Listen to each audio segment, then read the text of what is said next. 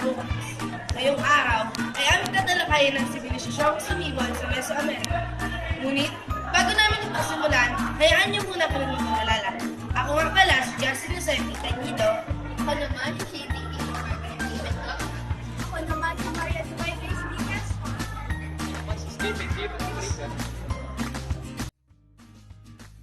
At ngayon naman ay atin ang talakayin kung paano sinubol ang Olmec, ang pamamaraan ng kanilang pamumuhay, ng kanilang mga pinuno, mga kontribusyon, at kung paano sila bumagsak. Paano sumibol? Tinatayang nagsimula ang sibilisasyong Olmec noong 1400 to 1200 BCE.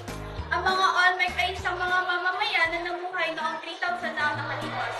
Sila rin ang kauna-unahang umusbong na kabihasnan sa sinaunang lugar na kilala ngayon bilang Mesoamerica.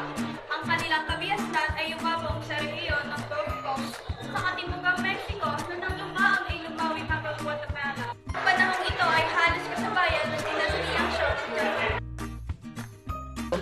Magandang umaga mga kaibigan. Ngayon ipapamahagi ko ang pamamaraan ng Olmec sa kanilang pamumuhay. Ang Olmec ay isang pamayanang agrikultural. Sistema ng edukasyon ay nagbibigay dahil ng pamasaran nila ang kanilang mga lupain. Ang Olmec ay marami din Diyos. Diyos ng mais, ulan, at araw.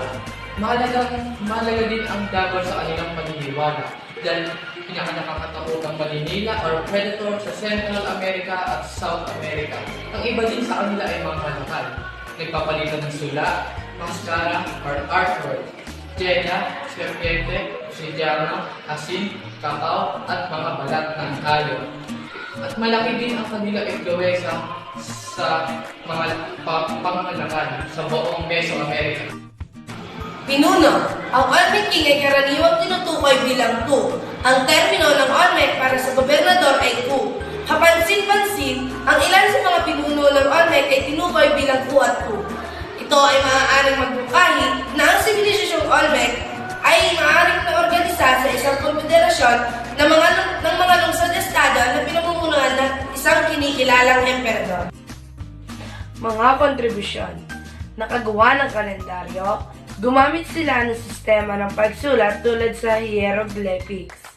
Naunawaan nila ang konsepto ng zero at ginamit dito sa pagtutuos. Natutong gumamit ng goma at nalawak ang pakipagpalitan ng mga ibebenta. Sa kasamaang palad, ang kanilang mga sulat ay hindi pa rin lubusang nauunawaan ng mga eskolar hanggang ngayon.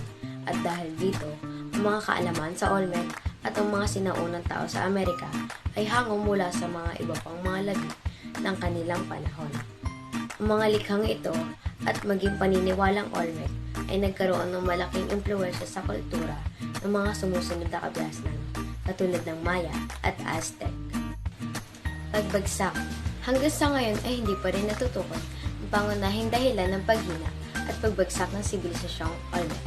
Sinasabi na maaaring nagkaroon ng pagbabago sa klima at dahilan upang hindi na maaaring pagtaniman ang mga lupain dito.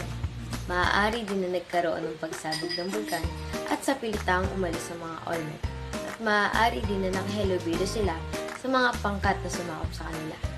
Gayunpaman, ang mga sinaunang tao na sumunod sa kanila ay naigawang maitatag ng dakilang lungsod ng Teotihuacan.